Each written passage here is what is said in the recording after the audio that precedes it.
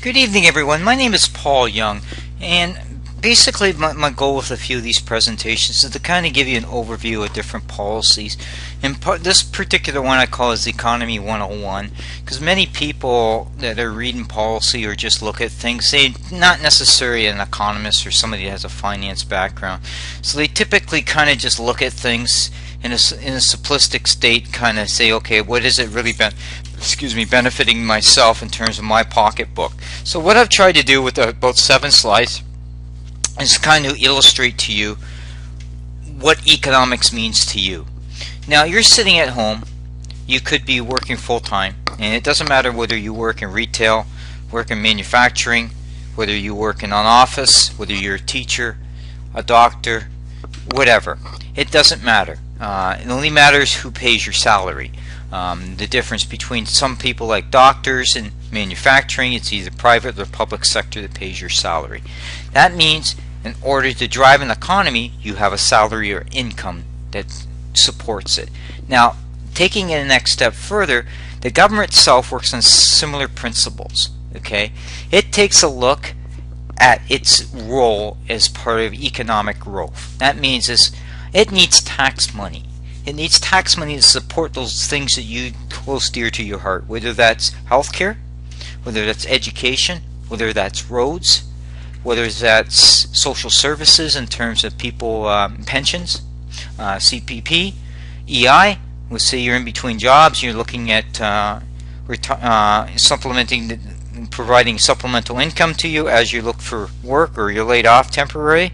These are all part of what we call social programs. To fund them requires revenue. Now, government has different sources to get that revenue from people. Part of it is they rely on a good chunk of that is from people working in employment. So whether you're getting a salary, working hourly, you're generating income. That income is taxed depending on the rates of what your income bracket is.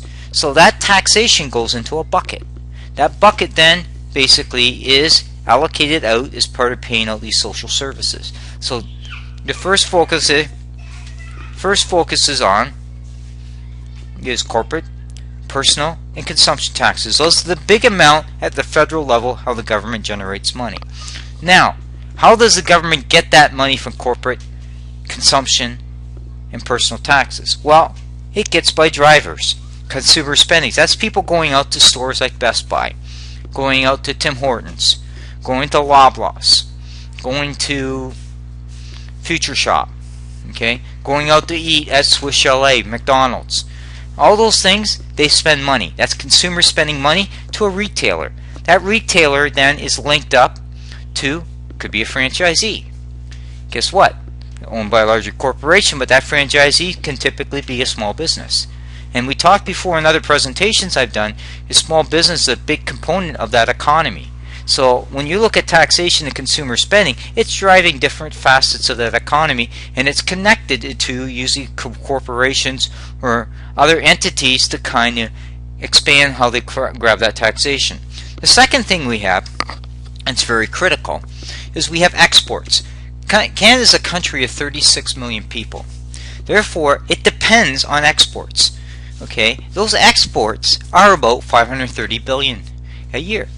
So if you look at a GDP growth, or GDP is at 2 trillion, basically about one quarter of our GDP is tied to exports.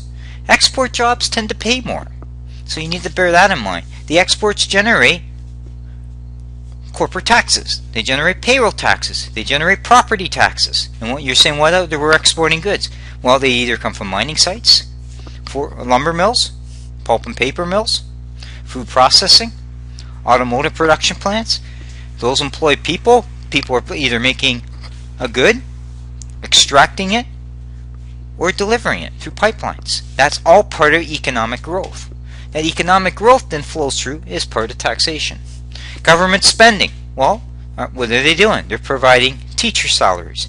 They're providing doctor salaries. That's other income that comes in as part of supporting social services. But the government spending side is supported a lot more from the taxation side. Now let's look at yourself at home. You got a household budget. Okay. With the exception of accommodation here, most of the cases these things are subjected to consumption taxes. So if we look at the case of the federal government, you're paying 5% on a lot of these items. So if you're looking at, we'll just take an example here, for household furnishings and equipment, you're seeing about $2,000 a year you're paying on that. So at the federal level, you're paying about $100 of that in taxes back to the government. That tax goes into that bucket which funds social programs. And you can go through different lines here from basically food and expenditure. Food's a little tougher because some of it's not eligible for GST or PST, so you're likely not going to see that that tax come in. Accommodations too, unless it's rental, you wouldn't see the HST or provincial sales tax applied. So I want to just illustrate to you. So an average family household would pay about $80,000 a year in expenditures. Okay, now of those expenditures, you have to ask yourself, okay, where are they, a lot of that goods and services coming? Well, we know that for a fact with consumer spending, in terms of electronics, clothes, a lot of that's coming from outside this country in terms of imports. Okay, cell phones, all part of that. So this kind of puts things into perspective. Now, if you look at governments themselves in terms of policy, you're going to hear talk about the middle class. Some of you are trying to get into that middle class. You might be starting your first job. Some of you are trying to advance your career, so you're taking extra courses to advance your career because you want to further yourself, the life of yourself or potentially your family. Now, what you have to ask yourself is, how do I want my tax dollars spent, and what do I want to get in return for those tax dollars? Okay, so you have to ask yourself when you're starting to review the campaign promises, who's going to stand up for the middle class? Are you wanting more taxes? For example, one of the policies is to bring out enhancement to CPP. That's a payroll tax. That goes into a fund. That means you're not going to have control of that money. Or would you rather have after-tax dollars and allow you to make your own choice into a tax-free savings account, or maybe into an RSP, or maybe put it aside to buy a house? Wouldn't you want more control of that money? That's what you have to ask yourself. And the one government that's always focused on giving more money back to you has been the Conservatives. Now, you'll probably hear a conversation talk about this as your overall life. You'll hear cap and trade system. That's basically a way to kind of go after polluters. Now, cap and trade systems have never worked in Europe. They've been fraught with fraud and just too costly. They've added too much cost to the consumer. How many times have you heard the federal government talk about they're going to increase your cost under the Conservatives? You don't. They're trying to keep control of that. How many times have you heard Thomas Mulcair come out and say, I am for the middle class? Is he? If he's bringing in a cap and trade system, then you can expect that you'll pay at least 2% more for every goods and services you have. You live in Ontario. What's your biggest concern now? Rising hydro rates. What do you think is going to happen with a carbon tax? You're probably going to see your hydro bills go up. They went up in the UK for that. So you have to ask yourself, line by line on your expense budget, who's going to protect you from higher cost? Okay, now that doesn't guarantee everything, and we'll see in the next slide, but it looks at certain aspects of government policies that will force prices up, and cap and trade will do that, along with other payroll taxes. Let's talk about consumer pricing. When you go to a store, you see a price $10 for something. Okay, now normally what happens is if that stuff has to be brought in, there's a currency in, depending on what country it is. There's also import duty and taxes depending on the item. Some might qualify as duty-free, but a lot of cases we're putting duty and excise tax, or import taxes. Transportation, well, we have to bring the container in, so they're going to log in that cost. So you're going to hear what's called fully laid down cost. That means it takes away in the currency, import duty, and transportation. That's the cost for a retailer.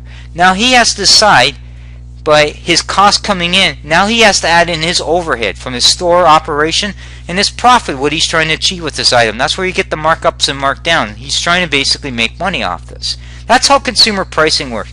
Is it all aspects of consumer pricing? No, but it kind of puts you in the perspective of how things flow in. Now, what the Conservative government's trying to do, which no government has been able to do for at least a couple decades, is look at the pricing differential between Canada and the U.S.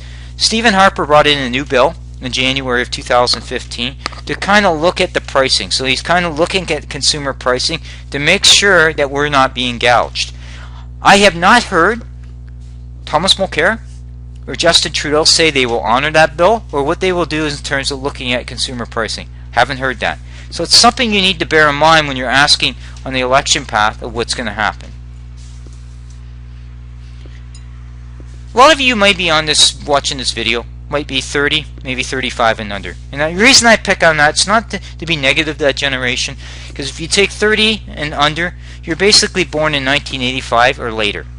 And basically when we start getting in the early 90s, we're starting to get in what we call the internet group, which meant is you're more and more apt to have smart devices and more apt to have personal computers, iPads and all that. So you've learned a lot more from the internet, where my generation basically learned the old way, which is pen and paper and a typewriter.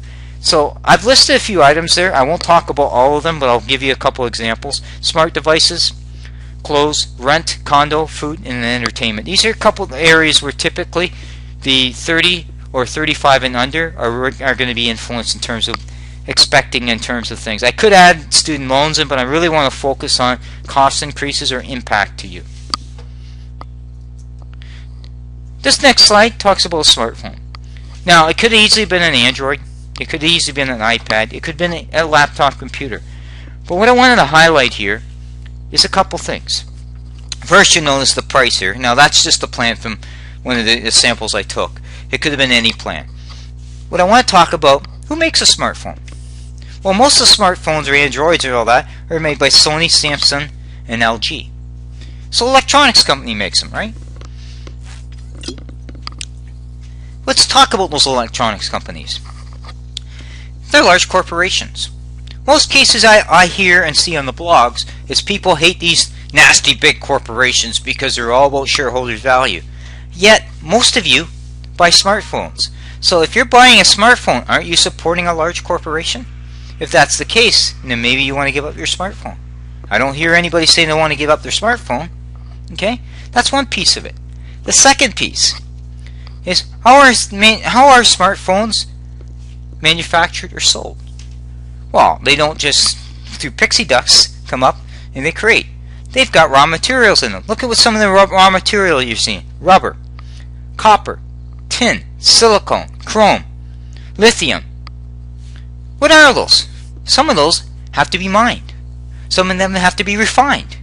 Then they have to be fabricated. What's that going to do? Well, if you're pulling it out of the ground, you don't have pixie dust to make it disappear or reappear. You're actually going to go mine it. You're going to have to build roads to get to it. You're going to have to take that product out of the mine and refine it. So you're going to have to use equipment to get to go to the ground and pull it out. Then you're going to take it through a process to take that rock and transform it into a mineral that can be manufactured. So stop there. You're going to need carbon. Yes, you can probably, some of it you may be able to do through wind and reduce some of your carbon footprint down.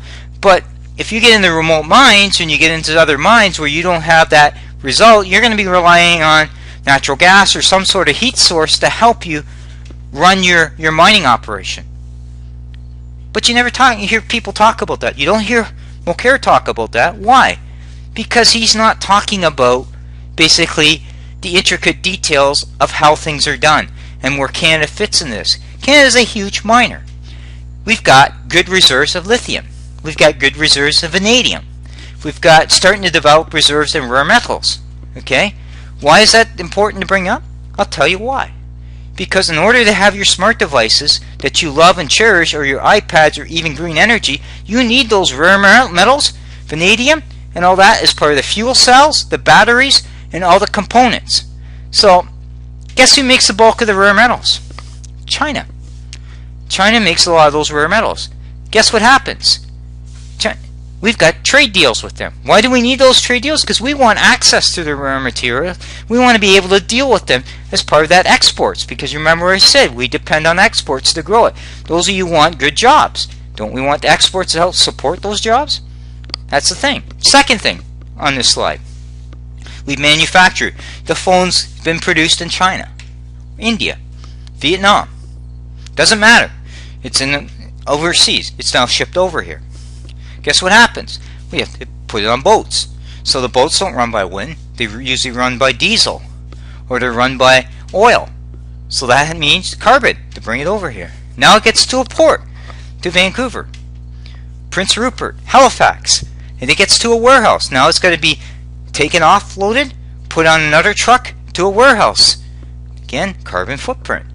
Whether it's diesel, oil, flows there. Eventually, you got to go pick it up. Are you walking to get it? If you're not walking or using a bicycle, and even the bicycle's got carbon because it's got chains and equipment and aluminum, you're basically got carbon footprint in everything you do. Let's talk about where smartphones are made. Most smartphones are made in China or Korea. South Korea. South Korea, we just signed a trade deal with them. So we're trying to expand that to basically allow us to try to close down those trade deficits with these countries, but basically seeing if we can't offer them more raw materials or other finished goods as part of breaking down that gap. And that's what I wanted to talk about here. Now, that same iPhone here, and I've got it priced, we'll just use the price here, say $500. Now, normally you don't pay that. You normally get it free for 0%. But let's say you're looking at a replacement phone you're going to buy for your significant other or for your parents. Okay?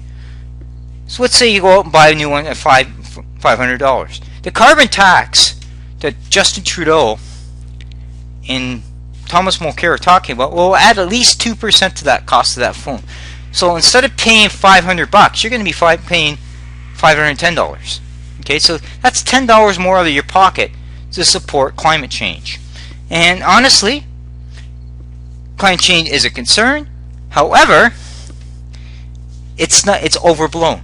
So we want to make sure that we do the right things for the environment, but have the right mix. If you go too much to one thing, all you're going to do be paying more for it. You're still going to need the carbon, and all you're doing is hurting other industries in your country and pushing the price of cost of goods sold up, which means the consumer is going to pay. Who said what all parties wanted to stand up for is the middle class, the hard-working person. So how does increasing taxes not hurting the middle class? It is hurting them. So you need to think that out as you're going through it. Clothes. Now I just picked this one as jeans. Now typically you've got makers of jeans like Levi's, Diesel, Wrangler, Calvin Klein. What's the material made of? Wool and cotton. Maybe copper or maybe nickel, depending on the buttons or the zipper. That's raw material. That raw material is a wool from a sheep. If it's cotton, it's grown. If it's copper, it's refined or mined and refined. So basically, all those things have carbon behind them as part of producing them from start to finish before they end up in the end product. Okay, I mentioned the different types of jeans as well.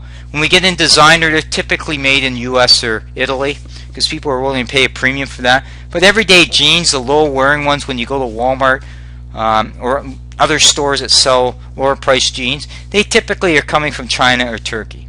Why did I use clothes? Because the same token, you people want to wear nice clothes. Again, you need to look at the back label to see where that's produced. Okay, you're going to hear Thomas Mulcair talk about trade deficits and gaps.